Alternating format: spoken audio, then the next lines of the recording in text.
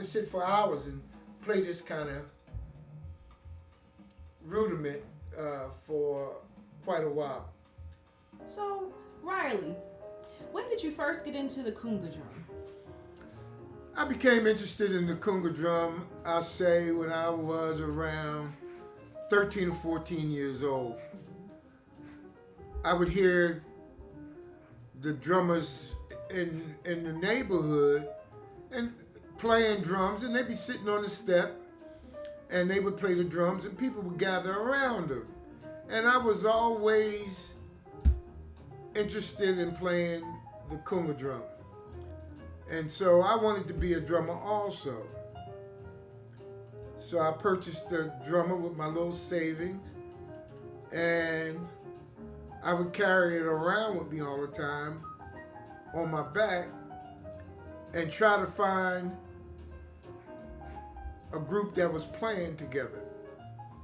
And I wanted to learn the rhythms. And the rhythms was very important because there was different rhythms for different things. In order to make the girls dance, we had to play a rhythm, sort of like a pachanga rhythm, which I could demonstrate that for you. And that would make them dance, and we always was interested in the girls, so we would play pachangas and cha-chas and mambo, anything that would make them want to dance. And we had one young lady who enjoyed the music. She would always have a broom with her, and she would dance with the broom, which was very, very interesting. And I just became a Conga player. I wanted to be known as a Conga player. So as I grew older, I started going to neighborhoods that was out of the city. And we would go to New York, sometime Baltimore, and we would meet up with guys that was playing that was religious, that the drum was a part of their religious ceremony. So we learned the different rhythms. And the more rhythms that we gathered in our repertoire enabled us to play with different people from different areas. And so I did that for, I'll say 5 or 6 years. I went in the military.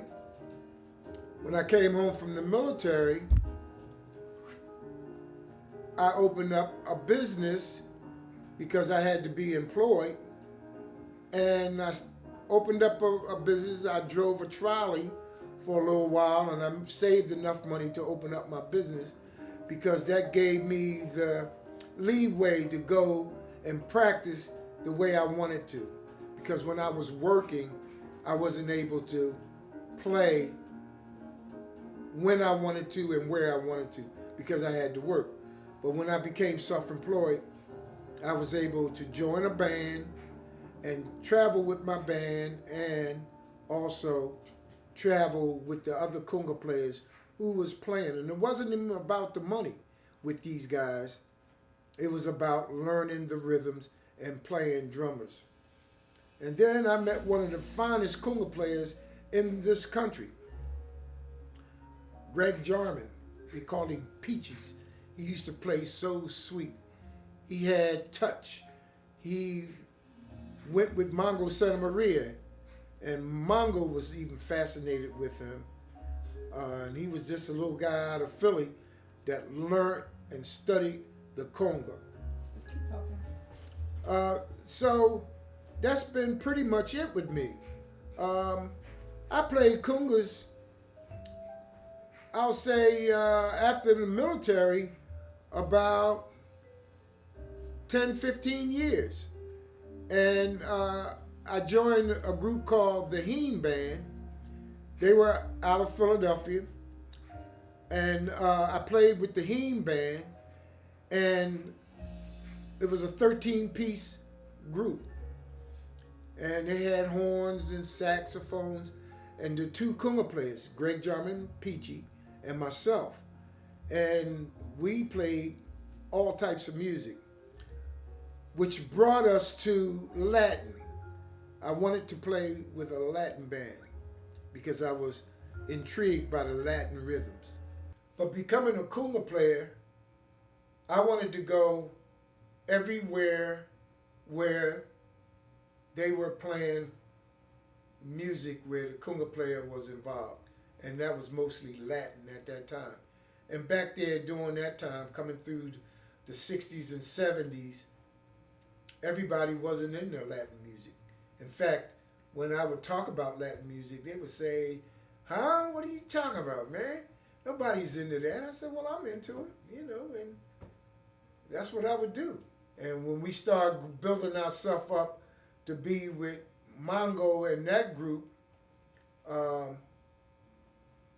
he had a timbali player that played with him called Carmela Garcia.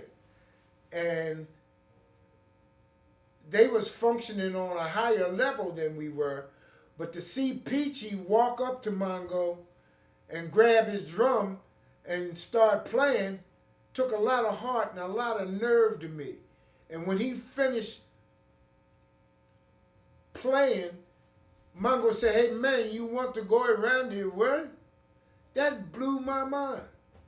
And I knew that we were growing as drummers in order to be that arrogant to grab a master's drum and ask him, can we play? And I've experienced that. The Latinos, they call you Congero Bongosi. That's conga player, bongo player, a Congero Bongosi.